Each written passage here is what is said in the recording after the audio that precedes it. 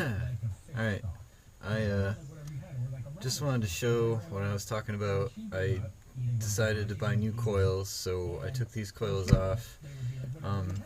I thought maybe I was getting a bad ground to it somehow, but you know, these little things right here are separated, so they aren't supposed to be grounded to the frame. I thought they did, but they didn't. These are actually like little insulators that are on here. I don't know if you can see it, but see a little more. I did a test while they were on the bike, and I couldn't get a reading on the secondaries. This is the one that was doing number cylinders 1 and 4, and I thought that number 4 wasn't the only one that was firing, but number 1 I suspected was backfiring and popping, because when I redid this connecting thing, I tried putting new boots on the, or new caps on the plugs and shit like that, and I got it to work for like a minute, and then it didn't work, and thought I was dicking around.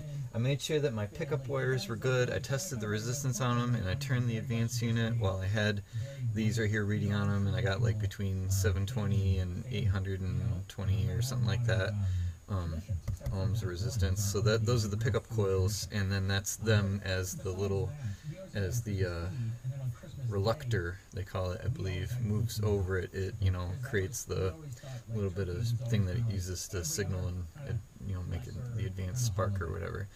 But I'm going to show you really quickly. I don't know if you can read. I think you should be able to read this. This is checking your primary resistance.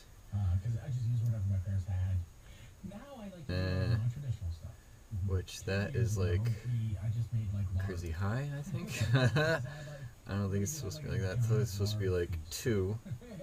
Oh my god, it's going all over the place. Maybe I'm wrong.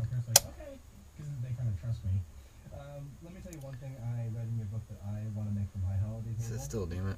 Alright, on 200 ohms, it's at 2.2. That's almost the best I've ever gotten on this one, because it was 2.5 before, and there's supposed to be 1.5. So maybe it was good. Here is number, the one that does number 1 and 4, and 2.5. That's what I thought I was getting all the time.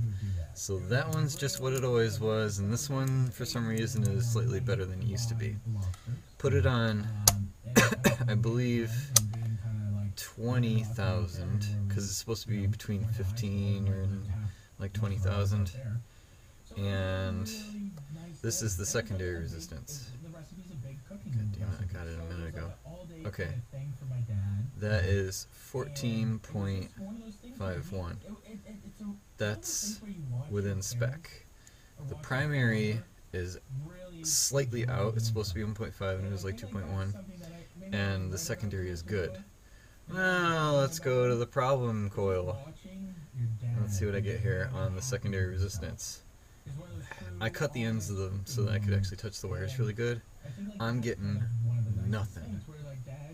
I used to get 15 or 16 or something, which was fine. Just to show you that my meter's not fucked up and it's not just a fluke. I got something.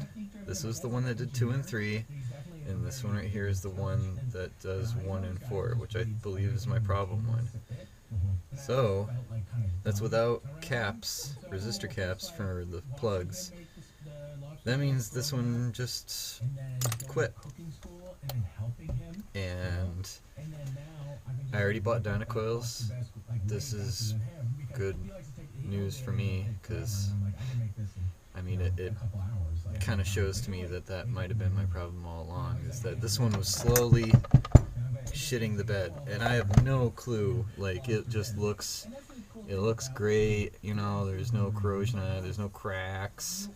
Maybe like right up in here. I heard that you can cut, like you measure in a few and you just like grind down, and then you can take these wires out and put new wires in and solder them in or whatever.